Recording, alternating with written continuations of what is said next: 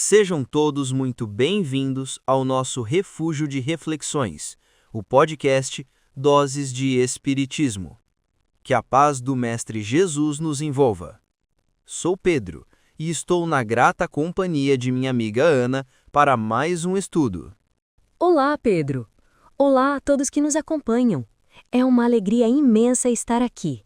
Nos últimos encontros, firmamos nossa compreensão sobre Deus e desmistificamos ideias como panteísmo. Sinto que nossa base de entendimento está cada vez mais sólida. E esse é o objetivo, Ana: construir um conhecimento que se apoia na razão e no sentimento. Hoje, iniciaremos o capítulo 2 de O Livro dos Espíritos, que trata dos elementos gerais do universo. O primeiro tópico é conhecimento do princípio das coisas. Vamos investigar os limites do nosso saber. Estudaremos as questões 17 a 20. Vamos lá? A pergunta de número 17 é muito direta. É dado ao homem conhecer o princípio das coisas? Ou seja, podemos saber como tudo começou? A resposta dos espíritos é igualmente direta. Não. Deus não permite que ao homem tudo seja revelado neste mundo. É uma resposta que pode parecer frustrante para a nossa curiosidade, não é? Mas, pensando bem, é como um pai que não dá a chave do carro a um filho de 5 anos. Não por maldade, mas por prudência.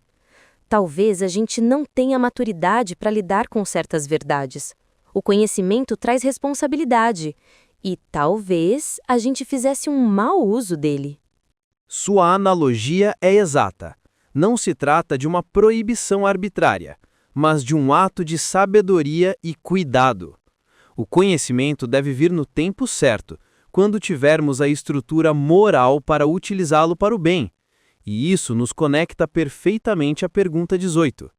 Penetrará o homem um dia o mistério das coisas que lhe estão ocultas? E qual é a resposta? Existe essa esperança? Sim, existe.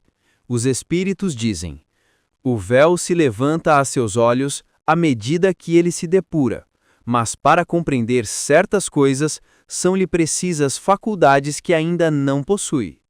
Ah, isso faz todo sentido. É como estar na escola. No jardim de infância, a gente aprende as letras. No ensino médio, a gente aprende química. Não dá para ensinar equações complexas para uma criança que mal sabe somar. O depurar-se seria como passar de ano espiritualmente. Conforme a gente se melhora, novas matérias nos são apresentadas. Perfeito. E a parte que fala de faculdades que ainda não possuímos é fundamental. É como tentar explicar o que é a cor azul para uma pessoa que nasceu cega. Faltam-lhe os sentidos para essa compreensão. À medida que nosso espírito evolui, desenvolvemos novas percepções, novas faculdades que nos permitirão compreender o que hoje é um mistério. Então não estamos completamente no escuro. Existe um caminho para o conhecimento, que é a ciência. A pergunta 19 aborda isso, certo? Sim.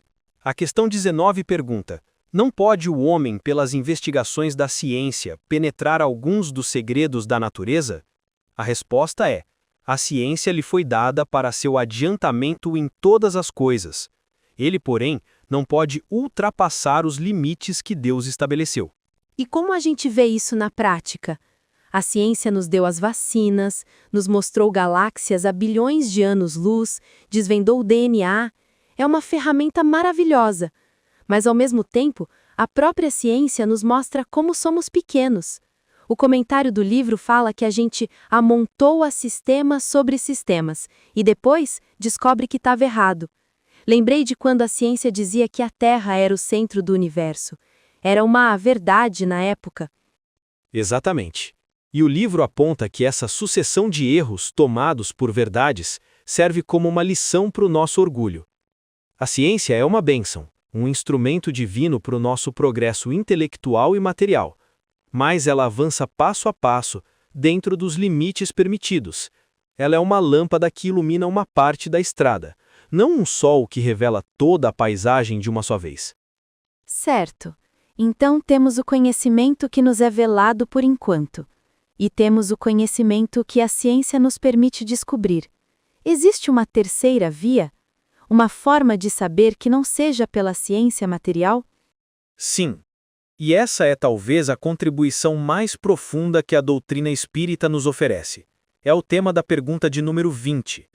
Dado é o homem receber, sem ser por meio das investigações da ciência, comunicações de ordem mais elevada acerca do que lhe escapa ao testemunho dos sentidos? A resposta é sim.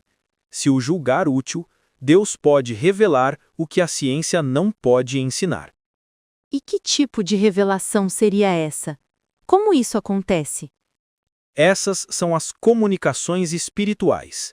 Através da mediunidade, da inspiração, espíritos mais evoluídos, com a permissão de Deus, nos trazem informações sobre o mundo espiritual, sobre nossas vidas passadas, sobre o propósito de nossas existências.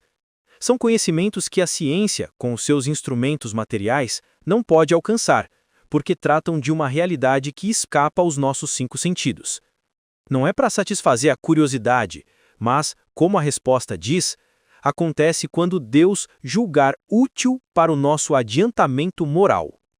E assim chegamos ao final de nossa reflexão. Vimos hoje que nossa jornada em busca do conhecimento é pautada pela sabedoria divina. Há coisas que ainda não podemos saber. Há segredos que desvendamos lentamente com a ciência. E há verdades espirituais que nos são reveladas para nos guiar. O objetivo de todo esse saber não é inflar nosso orgulho, mas nos tornar mais humildes, mais sábios e, acima de tudo, melhores.